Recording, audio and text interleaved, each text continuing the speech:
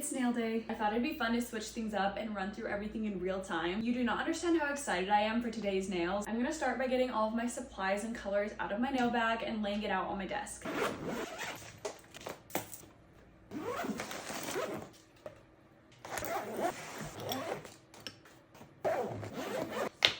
I'm not exactly sure what colors I need yet. I'm just gonna pull this whole thing out for now. This is chaos, so I'm gonna organize it.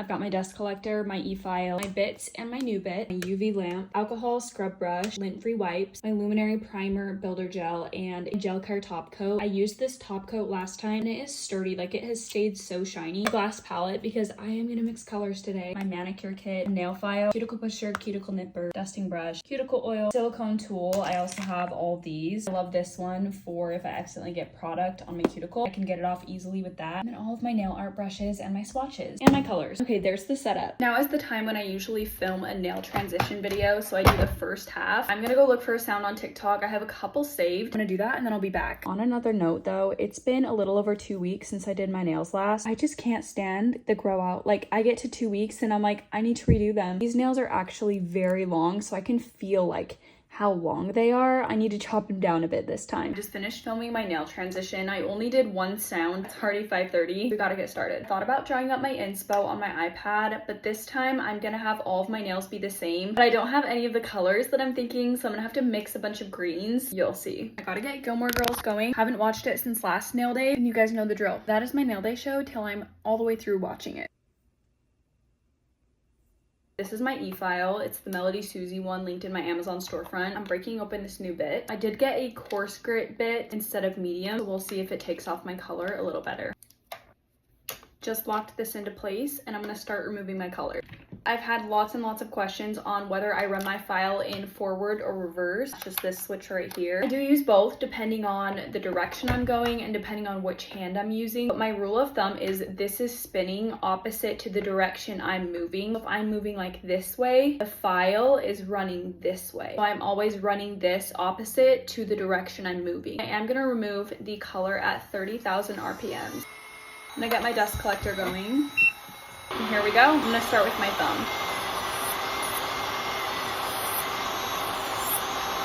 That came off like butter. Then I just go really lightly along these edges. And it's nice because the safety carbide bit doesn't cut my skin because of the rounded edge. Look how long my nails are. Like that's insane. These are my natural nails. I'm also gonna do a voiceover for this nail day videos, so I'm gonna set the camera up at the angle that I normally do to get the rest of me filing off the color. I'm trying to make this video to be like super in-depth because I still get a lot of questions. I want to make sure that if you start doing this at home, you want to do it safely. And I'm not a professional. I've said that from the start, but I haven't ever had any issues. I haven't had contact dermatitis, which I know is an issue a lot of people have. This video is hopefully going to be in-depth enough to where you don't file your nail too thin, have the chance of getting contact dermatitis, have anything go wrong. That's why I'm trying to run through exactly what I do. And like I said, I'm not a professional, but this is what has worked for me. And I've been doing my nails for almost 2 years at home. When removing the color, you're not pressing hard. Your e-file does the work for you because it's at 30,000 RPMs. It's moving so fast that you should just be able to glide along your nail. It should take it right off, but you're not pushing hard and you are not removing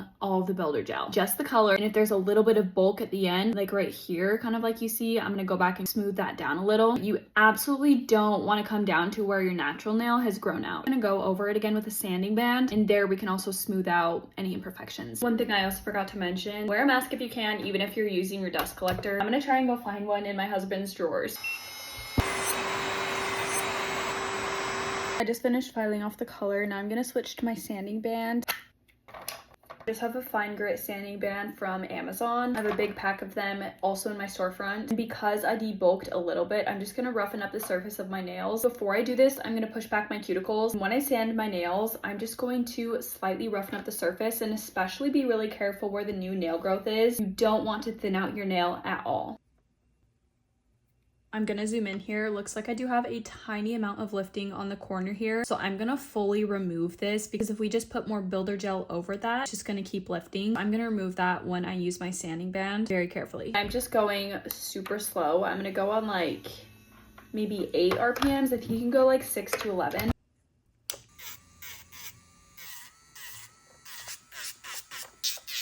Just like that. And then I am gonna take off some length as well in a minute.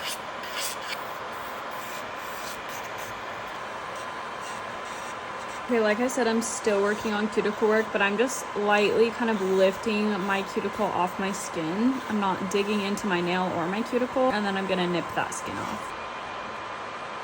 Now I'm just gonna file off some length and reshape my nails. I like that length, so I'm just gonna shape it kind of into a similar shape that I had before.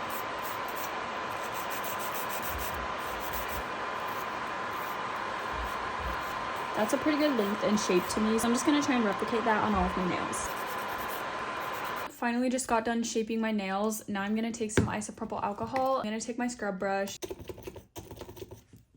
and just scrub all the excess dust off my nails. Make sure to get into the sides so that they're all clean for primer. Now I'm taking my primer. I use the primer and base coat, which is also gonna be the builder gel from Luminary Nail Systems.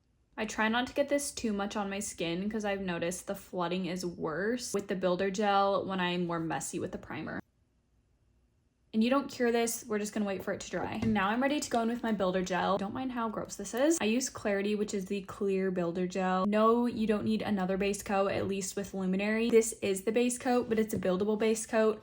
So I paint on a thin slip layer, which I just paint a thin layer everywhere. And without curing, I take a bigger bead of the same product, drop it on there and kind of bring it to the free edge of my nail. You don't want to get builder gel onto your skin or else that can cause contact dermatitis. So be super careful with this step. When accidents happen, I have gotten it on my skin and then I quickly wipe it off with my silicone tool. In the camera, it always looks more red down here. I did not file my nail too much. As you can see, my natural nail has not been thinned out. I'm just gonna paint on a thin slip layer. Need a little more product. Being super careful with where I place this. I'm not getting too close to my cuticle. Sometimes I like to take a little liner brush if I can't get into like the corners here. Just take a liner brush, kind of make sure it is to the edge of my nail, but also I don't want to flood my cuticle. So I leave a little space around the edge. And I always like to get a little bit of alcohol on a lint-free wipe, just in case I accidentally do flood my cuticle. Now I'm going to take a bigger bead of the product, and some people do like to cure this first and then take the bigger bead. I don't do that because I feel like it fills in the space better.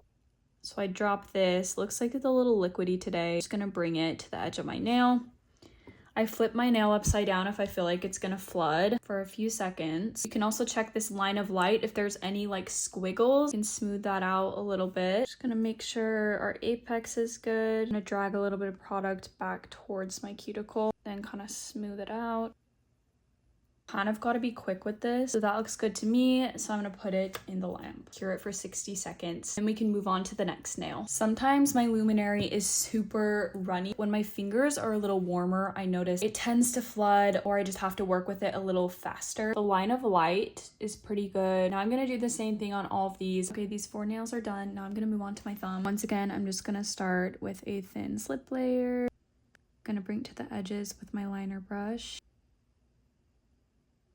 I'm gonna grab my bigger bead. Just gonna kind of bring it to the edges and up.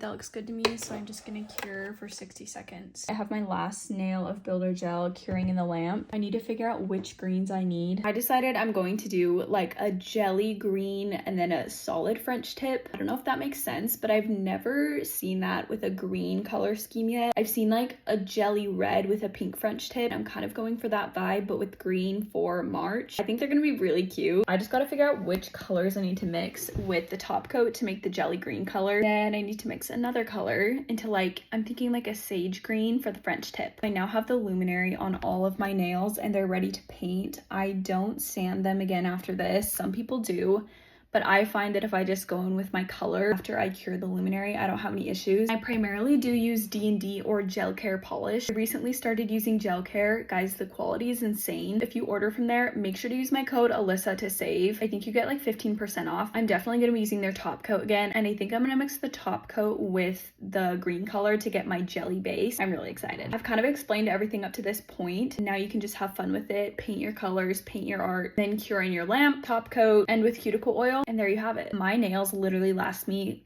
5+ weeks, and I know that because I've gone 5 weeks between redoing them when I was really busy. They've stayed every time, no lifting, no chipping. So that's an in-depth tutorial of how I remove the color, prep my nails, apply Luminary, and now we can get into color.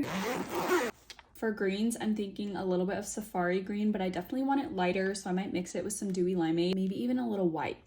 I'm gonna start out trying to get my French tip color, and then I'm gonna add some top coat to a little bit of it, maybe even make it slightly darker for my jelly base.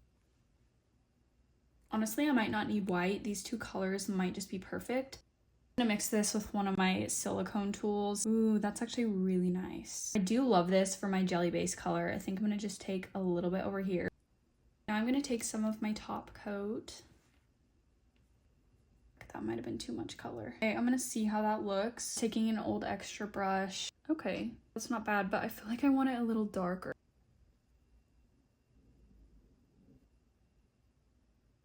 I'm gonna do the other hand and then I'll be back with the French tips.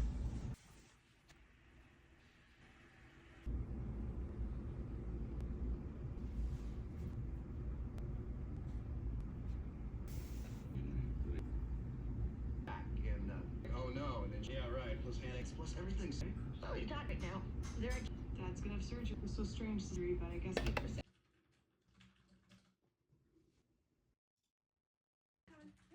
Your jam, beef tenderloin, circle on the girl, man.